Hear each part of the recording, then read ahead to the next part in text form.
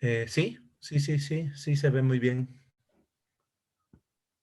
Pues Entonces, ¿estamos listos? a ver que no sé. Vale, ahora.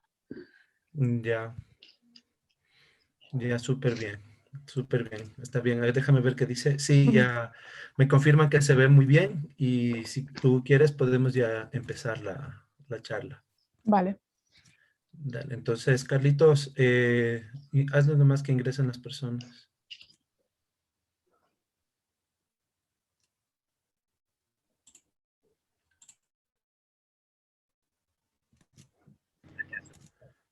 Ya, perfecto. Ya me confirman que ya estamos.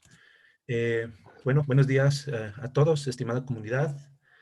Biotecnología UDLA, manteniendo su compromiso por fomentar espacios de divulgación científica, le da la bienvenida al conversatorio denominado Las plantas como biofactorías para la producción de compuestos de interés farmacéutico, una forma de luchar contra la COVID-19. Este día contamos con la presencia de Beatriz González García, doctora en biotecnología por la Universidad Politécnica de Valencia. Realizó su tesis doctoral en el Instituto de Biología Molecular y Celular de Plantas, estudiando nuevos mecanismos moleculares implicados en la interacción entre plantas y patógenos. En particular, estudió la implicación que tienen dos nuevos mecanismos de resistencia en el desarrollo de la respuesta inmune de la Arabidopsis para defenderse frente a la bacteria Pseudomonas, que son tanto la modificación de los RNAs de transferencia producidas por una metiltransferasa, así como también el efecto del metabolismo de los folatos en la metilación del ADN mediada a través de una metionina sintasa. Tras su doctorado, inició la investigación en biotecnología aplicada, concretamente en el campo de la biología sintética, formando parte del grupo de genómica y biotecnología de plantas, dirigido por Diego Orsáez del Instituto de Biología Molecular y Celular de Plantas. En este laboratorio trabajó en el proyecto europeo Pharma Factory, que se basa en el uso de diferentes herramientas de biología sintética para la producción de proteínas recombinantes de alto valor añadido en plantas biofactoría.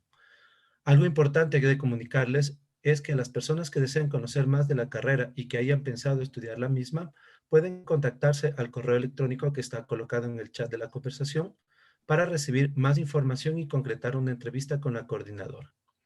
Nuestro conversatorio tendrá una duración aproximada de 60 minutos y se ha destinado un espacio al final de este para la generación de preguntas, para lo cual la persona que desee formular alguna interrogante deberá colocarla en el chat para que sea contestada. A nuestra audiencia les pedimos apagar sus cámaras y colocar sus micrófonos en silencio. Vamos a dar inicio a nuestra charla. Vea, el auditorio es todo tuyo. Vale, muchas gracias, Fernando. Bueno, lo primero eso, gracias por la invitación a poder dar esta charla y, bueno, por la introducción que me has hecho la presentación. Muchísimas gracias. Bueno, como han dicho, yo soy Beatriz González García, yo trabajo como investigadora postdoctoral en el Instituto de Biología Molecular y Celular de Plantas, que es un centro mixto entre el CSIC y la UPV. Y hoy pues la charla va a ir sobre el uso de las plantas como biofactorías para producción de compuestos de interés biofarmacéutico. Antes de entrar de lleno en lo que es la charla en sí, voy a dar una pequeña pincelada de cuál es mi background, de cuál fue mi formación durante mi tesis doctoral. Pues en mi tesis doctoral se basó en el estudio, a ver, espera, porque, vale, no veo un poco la parte de arriba, pero bueno, se basó en estudiar los mecanismos de respuesta inmune de la planta frente a la infección por un patógeno. Entonces, estos mecanismos de respuesta forman parte del área de la interacción planta-patógeno. Esta línea de investigación forma parte de lo que es la biotecnología para una investigación más básica y se basó en utilizar la interacción planta-patógeno entre la planta modelo Arabidopsis thaliana y la bacteria Pseudomonas aeruginosa. Y esta investigación la realicé en el laboratorio de Dr. Pablo Vera, aquí también el IMCP. En un primer lugar, hicimos un rastreo de genética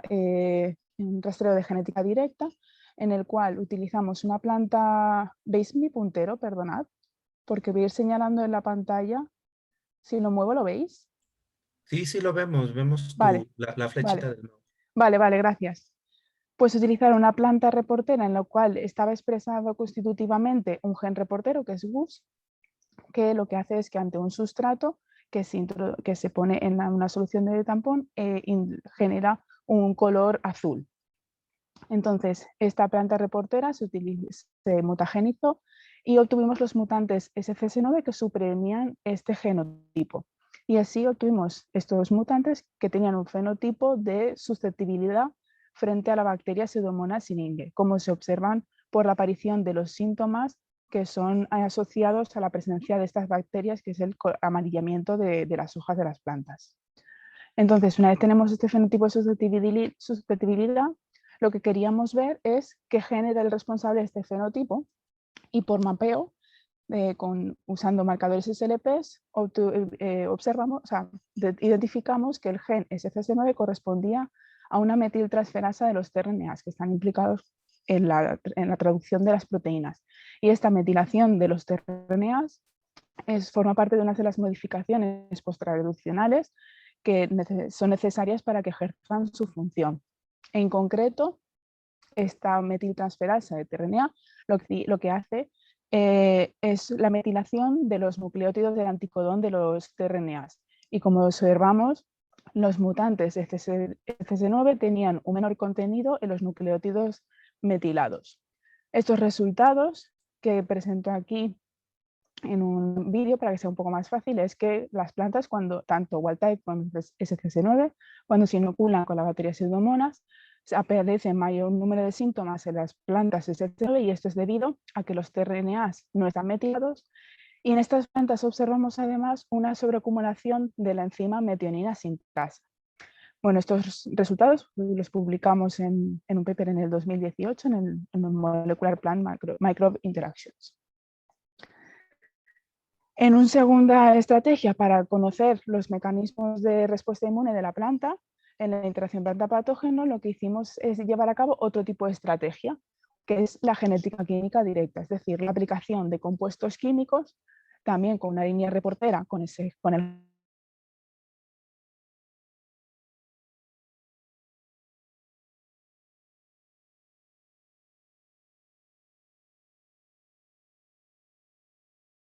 Entonces, el siguiente paso de esta estrategia es identificar, vale, una vez ya tienes esos compuestos que tienen un fenotipo de interés para ti, ¿cuál es la posible proteína diana de esos compuestos? Y entonces así vimos que las sulfonamidas son inhibidores de la enzima, de una de las enzimas de la ruta de síntesis de los folatos.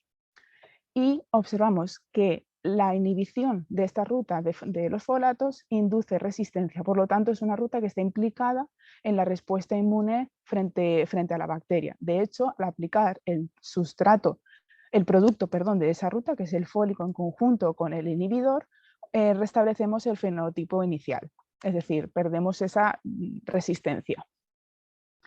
Además, al tratar con fólico, se corrobora la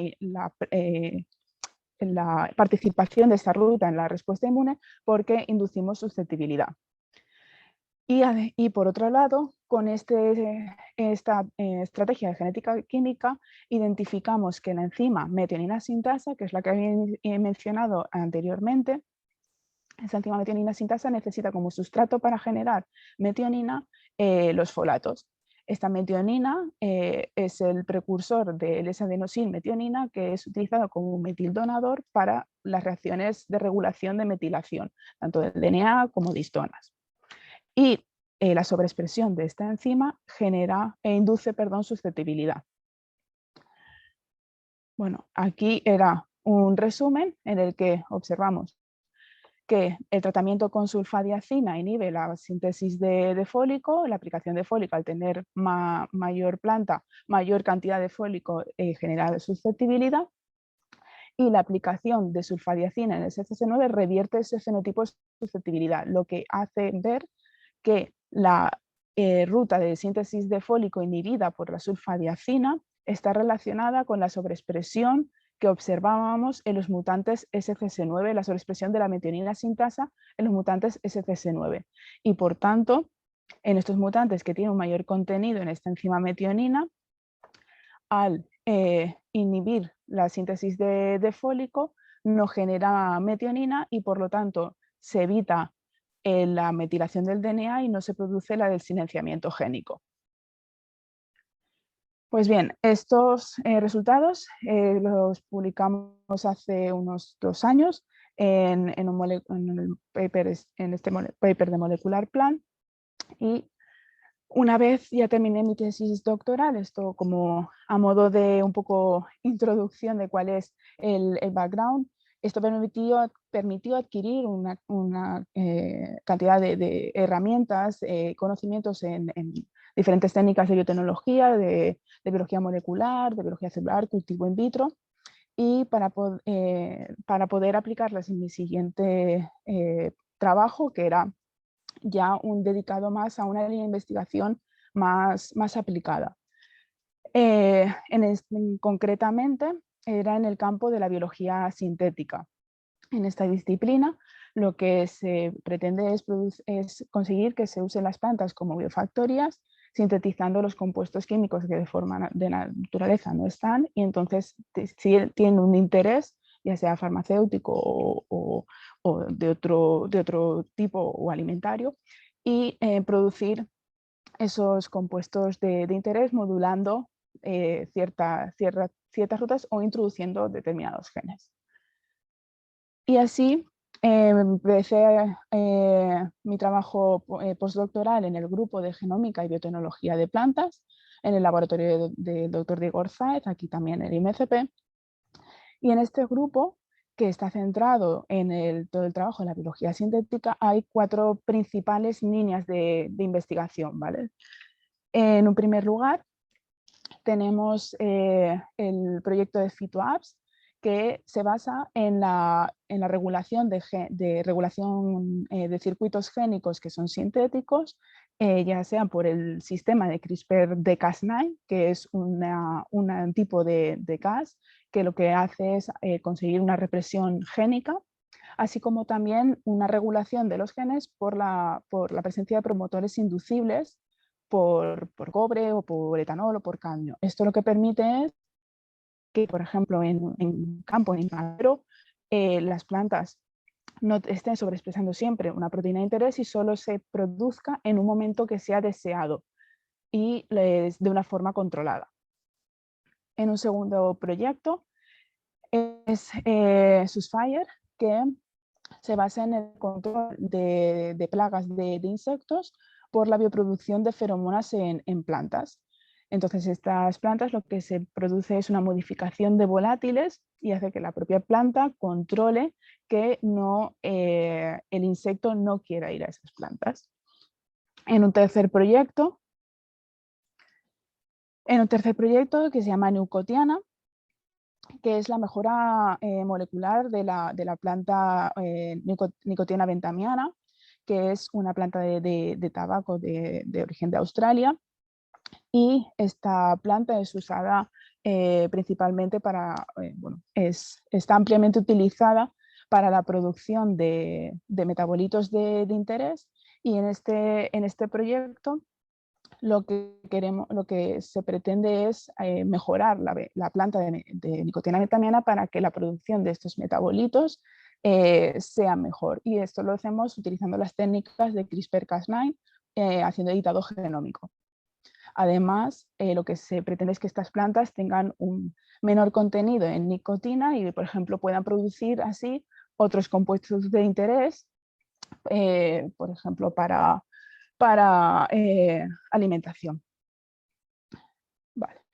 Además, con este proyecto, lo que se ha liderado la secuenciación del genoma entero de nicotina bentamiana. Esto permite, al tener el genoma entero completo, que se pueda poder modificar cualquier gen que sea de interés y facilite mucho más la posibilidad de esta modificación y de mejorar cada vez más las plantas. Y en último proyecto es PharmaFactory, que es la producción de puestos de interés farmacéutico, así como también mejorar el chasis de la planta utilizando las técnicas de CRISPR-Cas9 por editado genómico. Y es en este proyecto donde yo estoy trabajando. En una primera línea, como he dicho, se basa en hacer editado genómico utilizando las herramientas de CRISPR-Cas9. Bueno, no me he parado de explicarlo, porque supongo que aquí todos estáis conocedores de ello. Pero vamos, la del el editado genómico, lo que queremos es, por un lado, mejorar la estructura de la planta, que es el chasis, para que pueda producir mayor cantidad del compuesto de interés, porque, por ejemplo, hagamos que las plantas tengan mayor número de hojas, entonces la producción va a ser mayor por menos cantidad de planta, así como también mejorar la producción de proteínas, es decir, la calidad de que estas proteínas, a la hora de cómo tienen un destino, por ejemplo, biofarmacéutico, las proteínas tienen ciertas modificaciones que hacen que al estar produciéndose en las plantas puedan necesitar otra serie de modificaciones para que realicen la función que se desea. Y por lo tanto, esta modificación de estas rutas va a permitir que las plantas produzcan unas proteínas que tengan menor posibilidad de haber incompatibilidades al ser usadas en otros sistemas. En esta línea de investigación se sigue esta línea de trabajo que se basa básicamente en primer lugar, hacer un diseño de las guías para ser utilizadas en este sistema de CRISPR-Cas, y en concreto nosotros lo que hacemos es hacer una única construcción con varias guías. ¿Esto qué es lo que permite? Que como esa construcción luego se procesa en la propia planta, se pueden diseñar construcciones en las cuales hayan guías que vayan a diferentes genes, y esto permite hacer editados de una familia multigénica. Por otro lado, en un segundo lugar, una vez tenemos diseñadas las guías, para hacer esta construcción usamos un sistema de clonaje, el sistema de clonaje Golden Break. Es un sistema que se desarrolló en el laboratorio desde 2013, se ha ido mejorando e implementando para diferentes herramientas de CRISPR, represión génica, por Cas y demás. Y este sistema de Golden Braid, lo que es un sistema basado en Golden Gate, en enzimas que se basa en cortes por enzimas de restricción de tipo 2S y la ligación por la T4 ligasa. Este está adaptado para que sea un ensamblaje modular, es decir, tú tengas piezas estándares que puedas ir ensamblando conforme lo vayas necesitando, las diferentes piezas, y puedes hacer múltiples combinaciones de piezas, porque permite que esos vectores que están diseñados específicamente para este sistema te permita ir combinándolos siempre de la forma que vayas queriendo en su sistema, que es modular. Entonces, de esta forma, en un clonaje en el que tú puedes diseñar una unidad transcripcional, y si luego quieres combinarlo con otra unidad transcripcional, no tienes que empezar el clonaje de nuevo. Tú vas juntando las piezas de DNA que te van interesando. Luego, una vez ya se tiene la construcción clonada, se introduce en la planta por agrotransformación, y se suele poner un gen reportero para ir seleccionando aquellas plantas que son transgénicas. El gen reportero puede ser, por ejemplo, la presencia de DSR. Y una vez se van generando esos brotes, es el paso de regeneración de las plantas transgénicas. Sin embargo, aquí es el paso más limitante del proceso, del protocolo, sobre todo en aquellas especies que son recalcitrantes para la regeneración, como es, por ejemplo, colza, que es con la variedad que justamente nosotros trabajamos. Entonces necesitan este paso, al ser limitante, una mayor investigación, una mayor dedicación a generar nuevos protocolos que permitan regenerar esas plantas transgénicas. Una vez las hemos conseguido regenerar,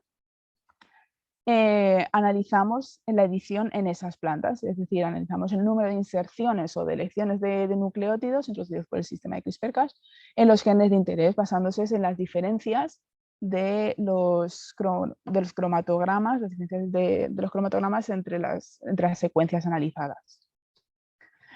Y en una segunda línea en la línea de trabajo es la producción de proteínas recombinantes. En este caso es para producir nanoreactivos para kits de diagnóstico de determinadas enfermedades. Esto se basa en este caso lo que queremos hacer son reactivos, son una serie de anticuerpos. Entonces nos basamos en seleccionar anticuerpos procedentes de camello, que son los que se llaman nanobodies. Esos nanobodies son las regiones variables de los anticuerpos de camello. Entonces se recoge la sangre de ese camello que ha sido inmunizado, se amplifican esas VHH, que son las regiones variables que he dicho que son los anticuerpos, los nanobodies, y esas VHH lo que luego se selecciona para la proteína de interés para la cual se quieren diseñar esos anticuerpos. Esta selección de las VHH se hace por un sistema nosotros en concreto lo hacemos por un sistema de Phage Display, que lo que hace es que los fagos T4 tienen expresada en su cápsida el anticuerpo de interés. Entonces tú tienes una librería de fagos que tienes el conjunto de VHHs que se han generado al inmunizar el camello. Se testan frente a esa librería de fagos expresando los anticuerpos, se testan frente al antígeno de interés para seleccionar aquellos anticuerpos que son más específicos frente al antígeno, y esto se hace en un ELISA. Se tapiza la placa con el antígeno y se incuba con los fagos expresando en la cápsida los anticuerpos. Los fagos que se han unido a ese antígeno se eluyen, que serían los fagos de interés, los seleccionados, y se amplifican en E. coli para tener una mayor cantidad y entonces testar su capacidad de unión al antígeno y comprobar si verdaderamente eran posibles buenos candidatos. Estos candidatos de VHH, aquellos que son los mejores, lo pasamos ya a un sistema de producción en plantas basado en la agrotransformación de nicotina bentamiana por una expresión transitoria. E introducimos el vector que lleva ese anticuerpo clonado, que ha sido clonado por el sistema de Golden Braid. Y una vez lo producimos en planta, obtenemos ese anticuerpo que validamos su capacidad de unión al antígeno, así como la capacidad que hemos tenido de expresarlo. Pues bien, dentro de dentro de Pharma Factory, perdón un momento, voy a beber un poco de agua.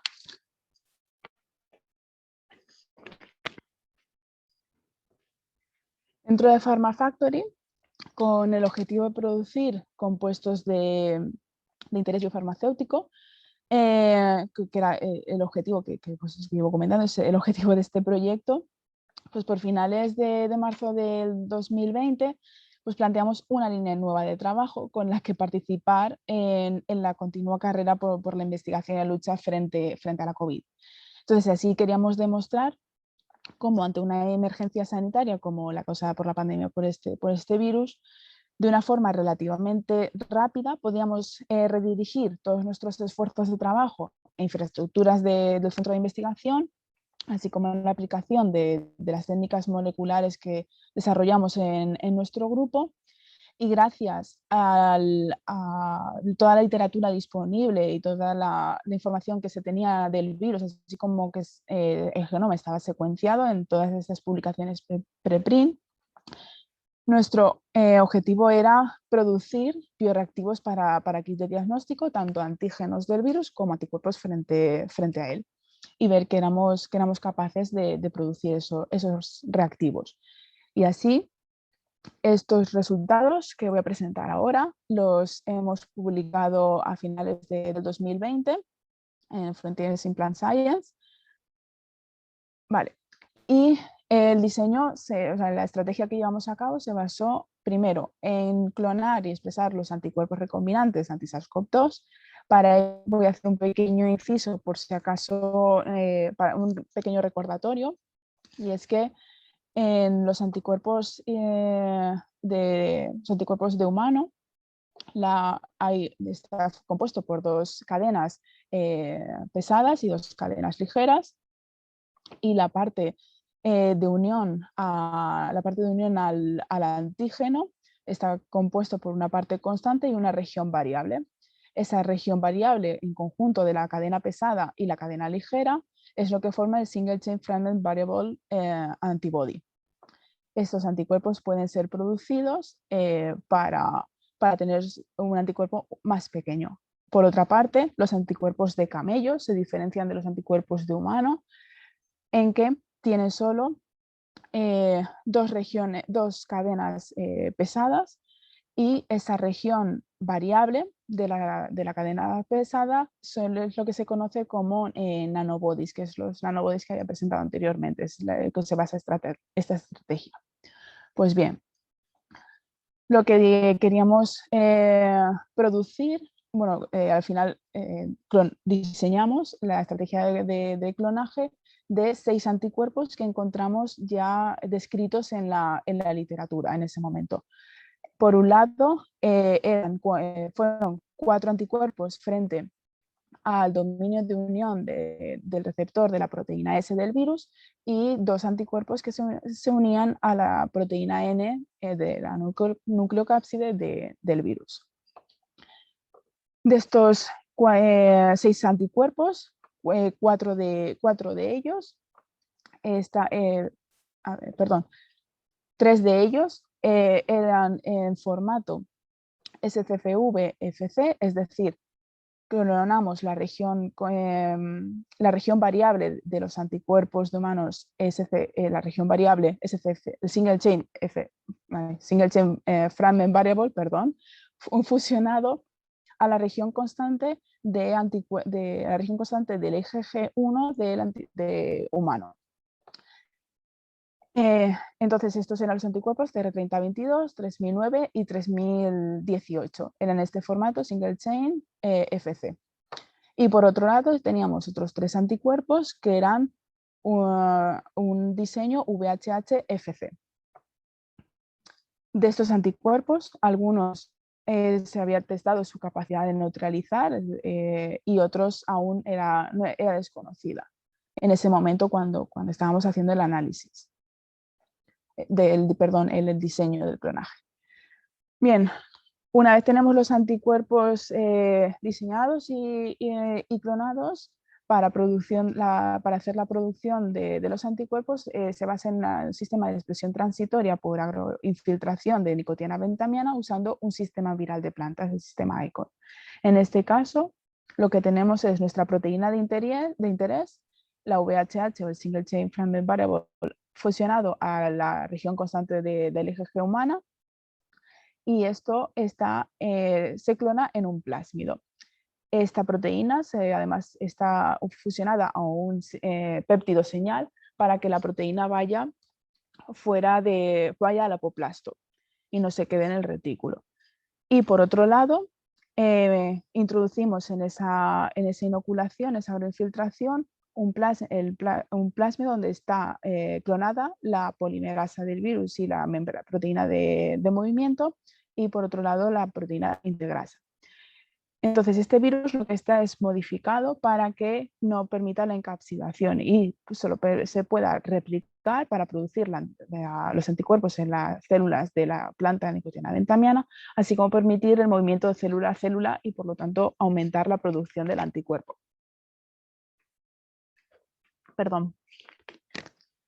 Esta producción de los anticuerpos lo hicimos en 2 fondos genéticos de nicotina bentamiana. Por un lado, las plantas wild type, y por otro, unas plantas en las que estaban noqueados los genes fucosilis y losil transferasa. ¿Esto por qué es? Porque como el patrón de glicosilación que introduce la planta en las proteínas que se glicosilan es un patrón de glicosilación diferente al que ocurre en las proteínas humanas. ¿Qué pasa? Que eso puede hacer que haya interferencias a la hora de usar esas proteínas en otros sistemas. Entonces, lo que decidimos es usar unas plantas en las cuales estos enzimas de la planta están noqueados y por lo tanto el patrón se queda un patrón de glicosilación básico que es muy muy similar al humano, y se evita la introducción de estas glicosilaciones específicas de plantas. Pues atestamos la capacidad de producción de estos 6 anticuerpos, tanto en plantas wild type como en las plantas knockout, y observamos que en ambos casos, en ambas plantas, podíamos producir los diferentes 6 anticuerpos. En estos casos es un poco más difícil de ver porque el tamaño es muy similar a la subunidad grande de la rubisco, pero esto lo comprobamos por un Western, utilizando un anticuerpo secundario que se une a la región constante de la IgG humana. Una vez habíamos visto que estos anticuerpos éramos capaces de producirlos, íbamos a ver a la hora de poder purificarlos. Y sí que observamos que estos anticuerpos se purifican, en algunos casos se produce una pequeña degradación del anticuerpo, pero los 6 pues, somos capaces de producirlo en el extracto purificado. Y así conseguimos unos rendimientos bastante altos de los diferentes anticuerpos, en concreto el CIBO-17 y el NOBODI-72 fueron aquellos anticuerpos que se produjeron con mayor rendimiento, y además fueron aquellos en los que el porcentaje de ese anticuerpo que se estaba produciendo, el porcentaje total de que no se había degradado era bastante alto también para ambos anticuerpos. Pues lo siguiente paso fue pasar al clonaje y expresión de los antígenos recombinantes del SARS-CoV-2. Y aquí diseñamos una estrategia en la que íbamos a clonar el RBD, es decir, el dominio de unión al receptor de la proteína S y la proteína N, usando el mismo sistema ICON que he descrito anteriormente. Entonces aquí observamos que tanto la proteína N como la proteína S somos capaces de producirla. En el Western no podíamos verla muy bien, pero sí que la conseguimos detectar en un Western blot hecho con un anti-His. No había mencionado que estos péptidos los fusionamos con una cola de histidinas para permitir su purificación y detección. Aún así, la cantidad que obtuvimos de RBD fue bajita, pero era suficiente para poder hacer los ensayos de detección de los antígenos. Es decir, caracterizar caracterizar la actividad de unión antígeno-anticuerpo tanto de los antígenos que hemos producido como de los anticuerpos ya descritos. Esto lo hacemos por una técnica de antigen ELISA, en la cual el pocillo lo cubrimos con los anticuerpos, los cubrimos con el antígeno de interés, ya sea el RBD o la N.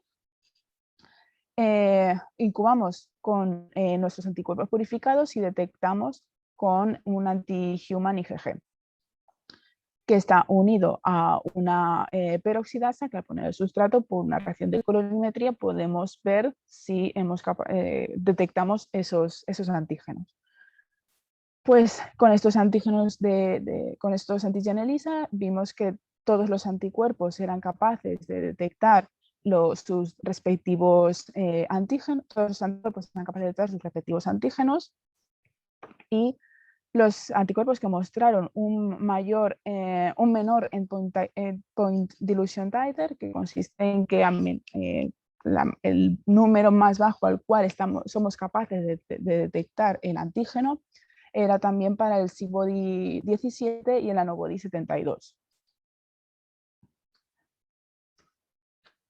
Y por otro lado, lo que quisimos comprobar es que somos capaces de detectar el antígeno en el propio extracto sin necesidad de una purificación, por esos problemas que estábamos teniendo de purificación de los antígenos. Observamos que cada anticuerpo es capaz de detectar su respectivo antígeno. En este caso utilizamos la técnica de sándwich ELISA, que lo que hacemos es cubrir el pocillo con un anticuerpo anti-His, o incubamos con el antígeno respectivamente fusionado, cada uno de los antígenos fusionados de esa cola de histidina, incubamos luego posteriormente con el anticuerpo purificado y detectamos de nuevo con el anti-human IgG. Por lo tanto, podemos concluir que sí que somos capaces de detectar la unión antígeno-anticuerpo, y además sin necesidad de esa purificación directamente desde el extracto. Pues bien, el siguiente paso fue, hemos sido capaces de producir a nivel de laboratorio los anticuerpos. pues vamos ahora a ver si somos capaces de hacer un sistema de producción de escalada, un sistema piloto de producción, de una mayor producción a escala de estos anticuerpos.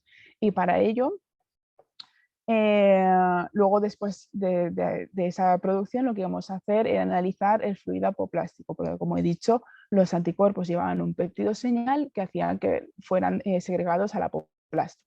Este sistema de piloto de producción se basa en hacer una agroinfiltración en una cámara de vacío, y ahí lo que permite es agroinfiltrar en lotes de 7 plantas, con lo cual es mucho más rápido y además al introducir, se introduce toda la maceta directamente con la planta en la solución de agroinfiltración para la producción de los anticuerpos, y tras hacer vacío conseguimos que todas las hojas en los espacios intercelulares haya entrado la solución de agroinoculación. Estas plantas, una vez han sido agroinfiltradas, se dejan crecer en el citotrón durante 15 días para permitir la producción del anticuerpo, y a los 15 días se recogen aquellas hojas que observamos una producción del anticuerpo y que hemos agroinfiltrado. ¿Cómo podemos detectar cuáles son esas hojas que están produciendo anticuerpos? Pues bien, porque en la solución de agroinfiltración metimos además un agro que era un marcador de selección que era DSRED, y entonces observamos en aquellas hojas que tenían un moteado de DSRED, con lo cual estaba queriendo decir que habíamos producido proteína recombinante. Una vez teníamos en estas hojas, lo que hacíamos era volver a infiltrar esas hojas cortadas en un tampón fosfato para recuperar el fluido apoplástico, y para ello la extracción se hacía por una centrifugación, introduciendo estas hojas en esta centrifugadora, y con un lote de unas 56 plantas, es decir, 8 hexágonos de 7 plantas, conseguimos producir 1 litro de fluido apoplástico que procedía de aproximadamente 1,2 kilos de hojas. Analizamos entonces este fluido apoplástico por Western blot, y observamos que en el apoplasto somos capaces de producir el anticuerpo, el CBody-17 y el nanobody 72. Esto es el carril de A y CA, quiere decir que es el apoplasto y el apoplasto concentrado.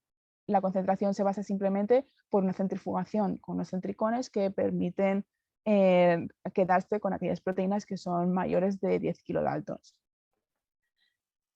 De este fluido apoplástico, al cuantificar esta expresión de las proteínas, observamos que podíamos obtener 150 miligramos de anticuerpo por litro de fluido apoplástico, que corresponden aproximadamente a unos 152 microgramos de anticuerpo por gramo de peso fresco de hoja.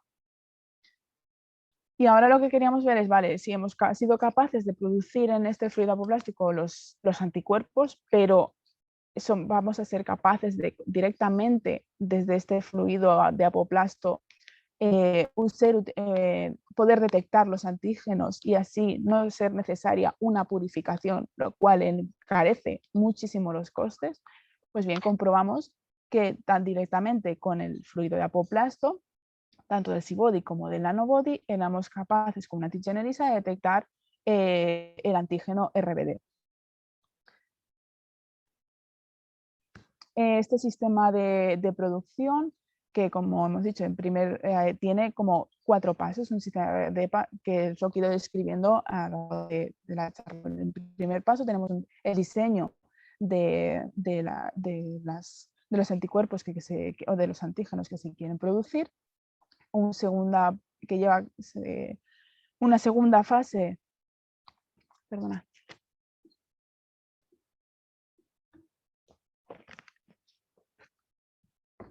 una segunda fase que llamamos de construcción, que se basa en lo que es el ensamblaje de las diferentes piezas de DNA y comprobación de estas secuencias, y la fase de ya testaje, en la que se produce la agroinfiltración y comprobamos la producción de estos anticuerpos tanto por COMASI como por ELISA. Este sistema lo que permite es que sea circular, es decir, que conforme tú vas diseñando anticuerpos y produciéndolos y vas detectando fallos en este sistema de producción, puedes ir de nuevo, volver al principio y volver a diseñar nuevos anticuerpos en modo infinito, o sea, en modo circular. Una vez tienes seleccionados aquellos anticuerpos que quieres producir, los puedes ya pasar a una mayor escala para hacer la extracción de ese fluido apoplástico que comentábamos y hacer el testaje de los anticuerpos producidos en ese apoplasto. Concretamente, a nosotros este sistema nos permitió producir estos 6 anticuerpos en un total de unos 65 días, teniendo en cuenta que teníamos una restricción de acceso limitado a las infraestructuras debido a la pandemia. Entonces calculamos que aproximadamente, teniendo en cuenta que con una disponibilidad completa de las instalaciones y además pudiendo hacer varios diseños a la vez, ese tiempo puede ser optimizado hasta unos 45 días. Por lo tanto, en 45 días podríamos ser capaces de producir 1 litro de apoplasto con aproximadamente 192 miligramos por litro de anticuerpo, que es una cantidad bastante aceptable. Entonces, las ideas más relevantes que quiero que me gustaría que os llevaréis de esta charla es que en este trabajo, en un tiempo muy, muy limitado y como he dicho, con las situaciones de restricción que teníamos en ese momento, hemos sido capaces de producir 6 anticuerpos recombinantes purificados anti-SARS-CoV-2 frente tanto a RBD como a la proteína N. Además, hemos podido producir las proteínas RBD y N, aunque tuvimos algunos problemas de purificación. Y estos anticuerpos y antígenos hechos en plantas utilizando la infiltración de nicotina bentamiana pueden ser utilizados como herramientas de diagnóstico, ya que hemos sido capaces de detectar esa unión antígeno-anticuerpo. Con el sistema piloto de producción que he presentado aquí y que desarrollamos en nuestros invernaderos, somos capaces de producir 150 miligramos por litro de anticuerpo, y este anticuerpo directamente producido en el apoplasto de las plantas, pues utilizado para detección. Utilizando, como he dicho, pues unos 45 días para tener 1 litro. Este sistema lo que permite es que nosotros hemos sido capaces de demostrar que podemos utilizar este sistema para estos anticuerpos, en principio solo para diagnóstico, pero con futuros ensayos podríamos ver si estos anticuerpos podrían ser utilizados como tratamientos por su actividad neutralizante, como utilizar la planta nicotina bentamiana para producción de vacunas frente al SARS-CoV-2. Bueno, pues para terminar, ya me gustaría agradecer a todo el grupo de Genómica y Biotecnología de Plantas, a todos mis compañeros, al doctor Diego Arzáez, que dirige este grupo, por la oportunidad de poder trabajar a su lado y trabajar en este tema, a todo el Centro de Investigación y BMCP, de hecho, una especial mención al servicio de secuenciación que nos ayudó tanto en esos meses de la pandemia, que pudimos seguir trabajando para hacer esta producción de anticuerpos antígenos. Y gracias a vosotros por vuestra asistencia. Espero que os haya gustado la charla, y si tenéis preguntas, pues nada, estoy abierta a cualquier pregunta que tengáis que hacer. Muchísimas gracias, Bea, por tu presentación. La verdad, sumamente impresionante lo que están haciendo allá, sobre todo por utilizar este abordaje de las plantas como biofactorías, porque generalmente nosotros no conocemos, bueno, no se conoce realmente el potencial que tienen las plantas para este tipo de aplicaciones en biofarmacéutica. La mayoría de gente piensa que las plantas solo sirven para darnos metabolitos para curar ciertos males transitorios. y no se conoce realmente el potencial que tienen para producir compuestos de mucho mayor valor e interés. Mm. Muchas gracias por difundir tu información y empaparnos un poquito de tu trabajo y de lo que se está haciendo por allá. Gracias a Ahora, vosotros. tengo algunas preguntas aquí en Sí, el chat para ti. La primera es la mía. vale, El muy bien. primero que hizo la pregunta. Tal vez ustedes avanzaron un poquito más con los ensayos de estos anticuerpos que están produciendo para el diagnóstico real, o realmente se quedó solamente en la fase de investigación. Pues de momento nos hemos quedado en la parte de investigación, pero sí que estamos intentando mejorar la producción de estos anticuerpos usando otros sistemas virales para aumentar el contenido en esos anticuerpos en las plantas. Eh, para llegar, una vez tengamos aumentada esa capacidad de producción, sí que se pensaría en un plazo ya más largo, analizar, ver si se hace alguna colaboración para estudiar su capacidad neutralizadora y ser utilizados como herramientas de tratamiento de anticuerpos y no solo como diagnóstico. Pero de Eso. momento solo estamos a nivel de laboratorio. Ah, ya, ya. Dentro de esa misma línea, Bea, Mm. tal vez ese rendimiento que ustedes tienen de los anticuerpos por gramo de tejido fresco, ¿consideran que es suficiente para llegar a un punto ya de iniciar con esto? O sea, que sea un rendimiento que les permita llegar a donde una biofarmacéutica y decir, este es un proceso o un experimento innovador para producir este Mm. medicamento ya a gran escala. A ver, para mejorar esa cantidad por el apoplasto y que pueda ser realmente utilizado, sí que habría que mejorar bastante la producción. Sí que es verdad que, por ejemplo, conseguimos mejorar un poco desde la primera producción a gran escala que hicimos, que la hicimos con el primer anticuerpo, que era el SIBO17, frente al nanobody, simplemente ya con evitar la degradación. Haciendo una serie de cambios en el protocolo, conseguimos que hubiera mayor cantidad de ese anticuerpo completo en el apoplasto.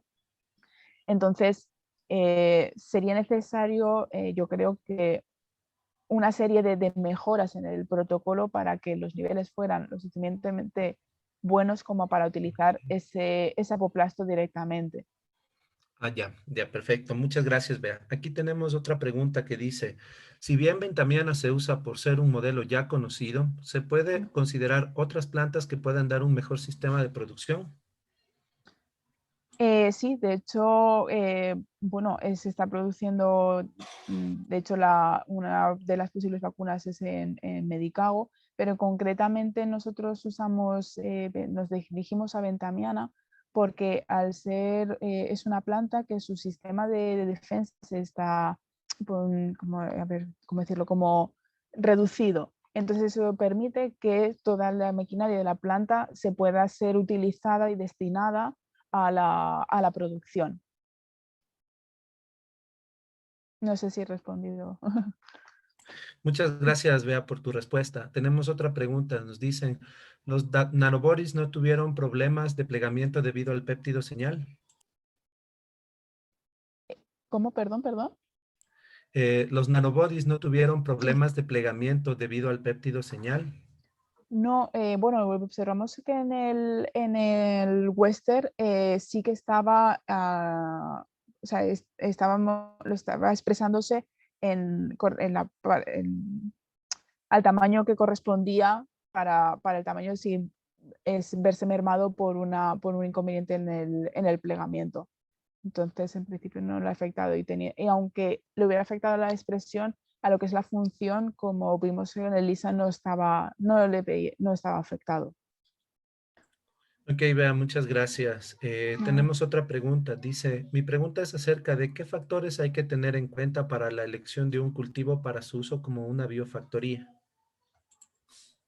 Pues que pueda ser, yo consideraría que sea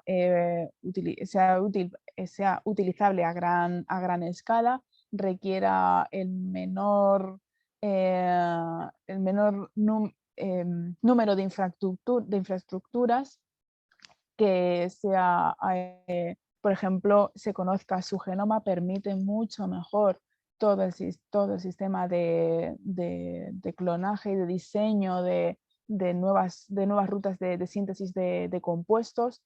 Por ejemplo, en otra de las especies que yo estoy trabajando, que como he mencionado, colza, el genoma no está secuenciado y por lo tanto dificulta muchísimo la producción.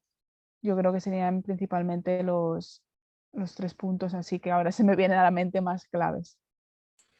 Muchas gracias, Bea. Tenemos otra pregunta. Hemos tenido bastantes preguntas esta vez. ¿Se podría expresar o utilizar este modelo como una vacuna comestible? El, el usar las plantas o referís al sistema de ICON, del vector viral. Supongo que debe ser el sistema del vector viral, o sea, tal vez ya Vale. llevar este modelo de las hojas de Nicotiana ventamiana a Mm. una especie en donde se expresen niveles óptimos para una vacuna comestible. Vale, con este sistema viral sí que se es capaz de producir un alto contenido en los compuestos, pero hay otros sistemas, como por ejemplo usar Gemini-virus, que incrementan la capacidad de producción, se produce un mayor número de copias del virus y además el sistema ICON está limitado a a un tamaño eh, del gen que quieras expresar creo que eran unas 2 kilobases o así. Entonces, sí, para tamaños mayores eh, hay otros sistemas que, por ejemplo, como el Gemini-virus, que sería más factible. Gracias, Bea. Tenemos otra pregunta. Dice, ¿cuál fue el problema que encontraron al purificar los antígenos del SARS-CoV-2? Básicamente fue que no conseguíamos que pasara a elución. Entonces se quedaba la mayor parte en el sistema de lavado cuando tú lo pasas por una columna y incubas con la proteína de interés que se va a unir a esa columna, no se quedaba bien pegado y entonces no lo eluías, sino que al directamente hacer el lavado ya perdías el anticuerpo. Para eso lo que se estuvo haciendo, que los resultados que aquí presentamos fue ya con las modificaciones del protocolo, fue mejorar los buffers que se utilizan en la purificación con las proteínas de Cefarosa eh, eh, para que esos buffers permitan una unión más específica. Muchas gracias, Bea. Y tenemos la última pregunta y esta considero que es la más interesante. Vale, Dice, vale. ¿cómo se disminuyó la cantidad de off-target al usar CRISPR-Cas9 en la edición génica? ¿Cómo se disminuyó la... La cantidad de off-targets. Pero en el sistema, por ejemplo, del editado genómico que utilizamos? Sí, exacto, en el sistema de edición. Bueno, el diseño, en principio por el diseño de guías, intentamos que sean lo más específicos a la hora de no eh, conociendo el genoma, de no que vayan a otras partes de los targets. Lo que no hicimos, no hemos hecho un análisis eh, específico de ver si se disminuyen los off-targets con respecto a otras guías. Ah, No sé ya. si... Entonces ahí la conclusión que llegamos es que no tuvieron gran cantidad de off-target o de plano no pudieron Sí, detectar más. exacto. Mm, Eso es súper interesante porque, como tú sabes, la gente le tiene miedo a esta tecnología por esa misma razón. mm, Entonces, en este caso, en las plantas podríamos observar tal vez algún patrón deficiente en el crecimiento, en la producción, su mm. fotosíntesis o el metabolismo, pero me parece súper bien lo que ustedes han hecho, han pensado en todo.